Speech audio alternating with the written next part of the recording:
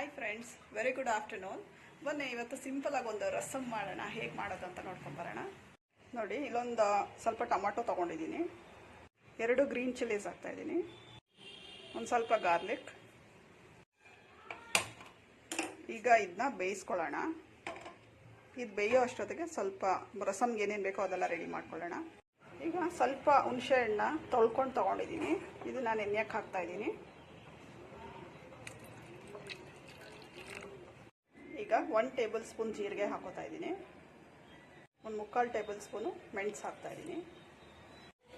ಈಗ ಇದನ್ನ ಕ್ರಷ್ ಮಾಡ್ಕೊಳ್ಳೋಣ.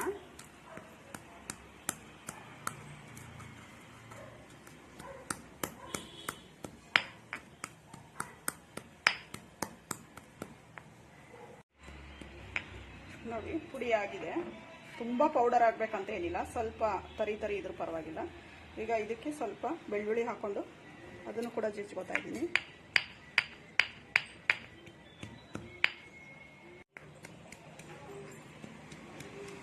ನೋಡಿ, ಆಗಿದೆ. ಇವಾಗ ನೋಡಿ, ಇದಕ್ಕೆ ಸ್ವಲ್ಪ ಅರಿಶಿನ ಹಾಕೋತಾ ಇದ್ದೀನಿ, ರುಚಿಗೆ ತಕ್ಕಷ್ಟು ಉಪ್ಪು, ಟ್ಯಾಮರಿನ್ ಪಲ್ಪ್,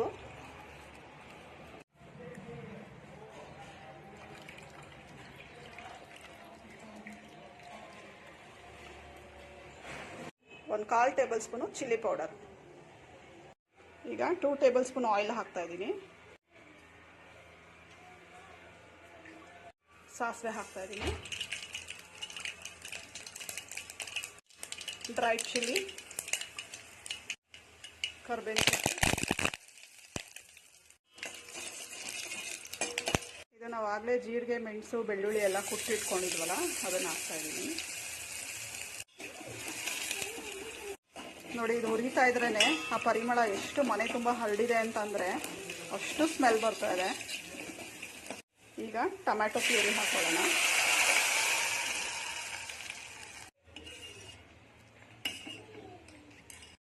ನಿಮಗೆ ನೋಡ್ಕೊಂಡು ನೀರು ಹಾಕೊಳ್ಳಿ, ವಾಟರ್ ಕನ್ಸಿಸ್ಟೆನ್ಸಿ ಎಷ್ಟು ಬೇಕು ಅಂತ ನೋಡಿಕೊಂಡು.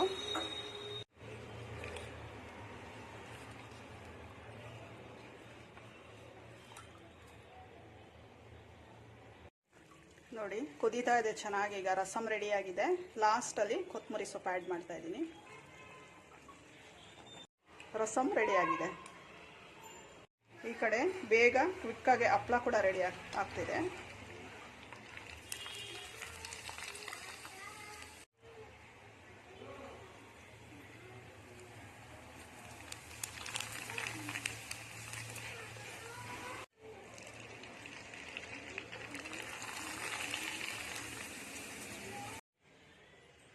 ಈಗ ಸರ್ವ್ ಮಾಡ್ಕೊಳ್ಳೋಣ.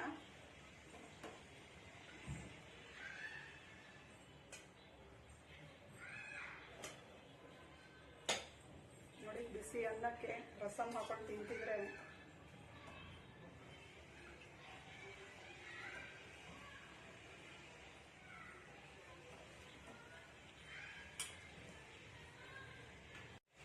ನೋಡಿ, ರಸಮನ್ನ ರೆಡಿಯಾಗಿದೆ.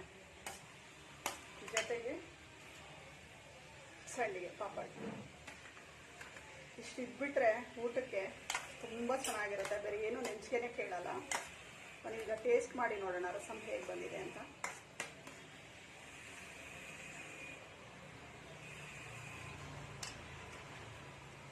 ಸಕ್ಕತ್ ಬಿಸಿ ಇದೆ, ತುಂಬ ಚೆನ್ನಾಗಿದೆ. ರಸಮ್ ಸಕ್ಕದಾಗಿದೆ, ತುಂಬ ಕ್ವಿಕ್ಕಾಗಿ ಮಾಡ್ಕೋಬೋದು. ನೀವು ಕೂಡ ಟ್ರೈ ಮಾಡಿ ಅಂತ ಹೇಳ್ತಾ